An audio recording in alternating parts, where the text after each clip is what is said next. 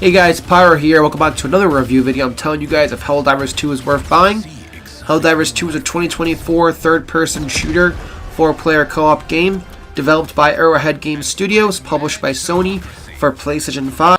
This game has a progression system. As you complete different operations in the game, you unlock medals to buy new armors, weapons, core gameplay different changers, super credits to buy stuff out of the store. Each armor set is played in a different play style.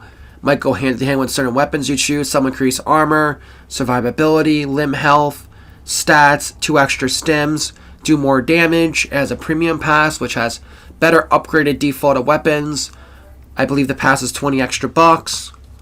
The game does have a way to upgrade your ship to unlock newer support weapons, turrets, airstrikes, air support, different weapons such as like autocannons, flamethrowers, rocket launchers, sniper rifles, orbital strikes, napalm strikes, orbital lasers.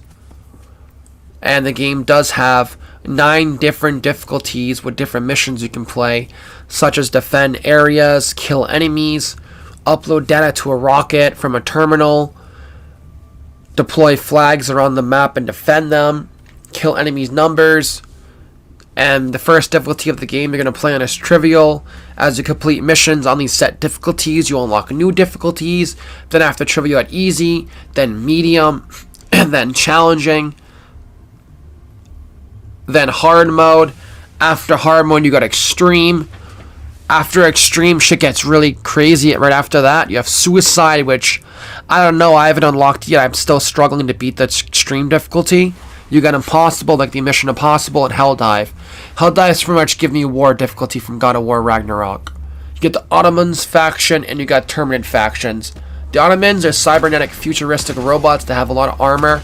They take a lot to kill, so if you don't have explosives, laser guns, or any kind of support weapons unlocked yet that are meant to take care of armor enemies, you're going to struggle on these guys big time. And when you do fight these guys, make sure you have 4 players with you, because the less players you have against this faction, the harder it gets, especially difficulty-wise. So if you're going up from all the way to difficulty 5 to like 9, if it's just you and like another friend, you're going to struggle big time.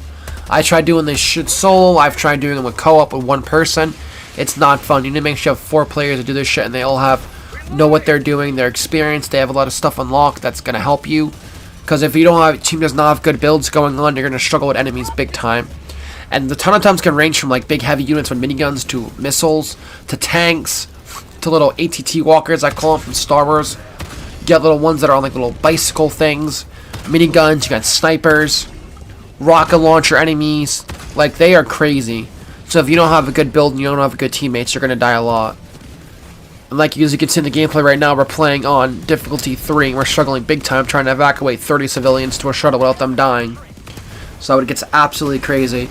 Now I'm going over the bug faction with you guys now. So these guys right here can range from smaller enemies that shoot acid at you.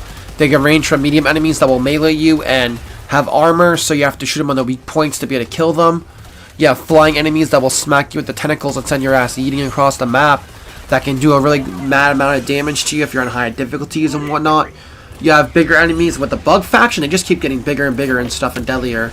You have the Stalker, which is an invisible enemy you cannot see and does massive damage. They can 2-hit kill you on difficulty 5.